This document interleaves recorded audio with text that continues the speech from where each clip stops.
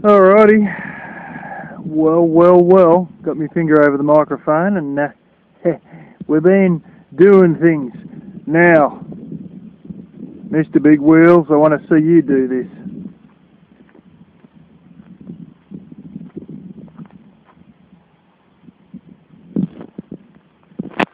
Yes, that's right, people. We have installed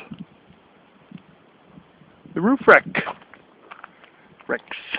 Not a very high capacity.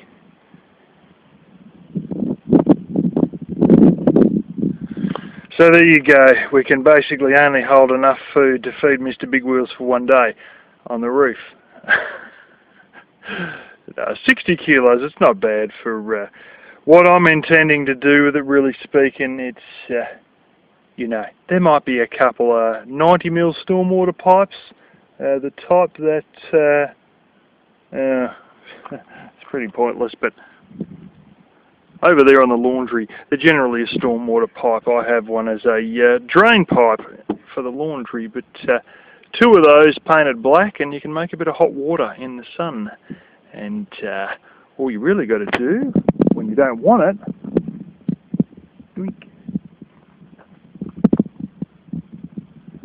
just take those little hex screws out. Now, the way it was all written in there, I think I'm supposed to put them in.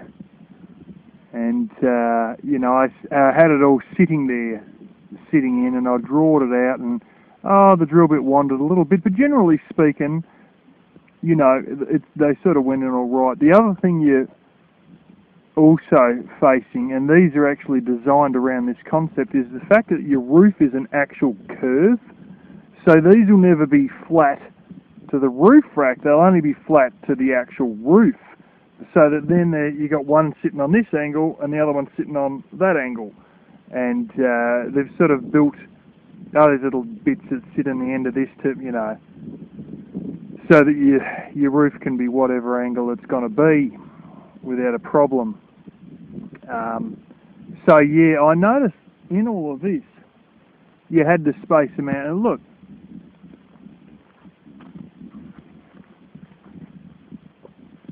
you know, we've got like 13mm in the front and 15mm in the back. So the front is literally half an inch off the gutter. And this one's a bee's dick worth of fuck all bigger than half an inch. So the front one is actually wider than the back one. That's what the papers say anyway. But yeah, I'm going to leave these in because I think they're supposed to be put in that way for the long term. Now the nut that they're in, you've got a silicon into the base of this, and they've got a little groove because this piece here is separate from everything else. You can see that it's sort of sitting in there. So yeah, you can basically take this out and all you have is these little pads that go inside where this bit sits in during the winter. But I was a little bit smarter, and you really can't see because I've done it very neatly. The screw in the bottom of this you're supposed to silicon in. They've got a groove in this to hold this brass, well, it's a nut that this thing screws into. So this is going in a brass nut that's got a little groove that you put silicon in so that the brass nut is basically stuck in this.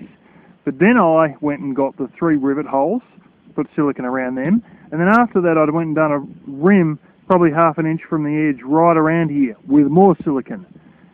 It's actually grey coloured silicon. As you can see, I done a bloody nice job, and well, the first couple I had to wipe a little bit, but yeah, you know, where's the grey silicon oozing out? There is none.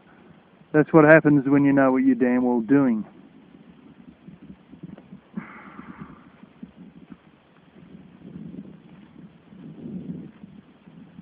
Yeah, so,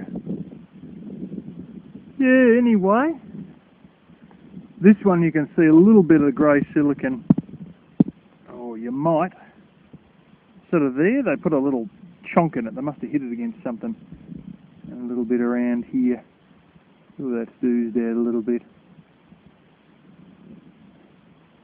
Yeah, I might get another bit of paper towel onto this one before it gets too dried, but yeah, aluminium with a rubber blooming thing on the top. Now, this is all as a kit, and I assembled the whole lot, obviously. But anyway, that's today's little severely overpriced $392 project completed.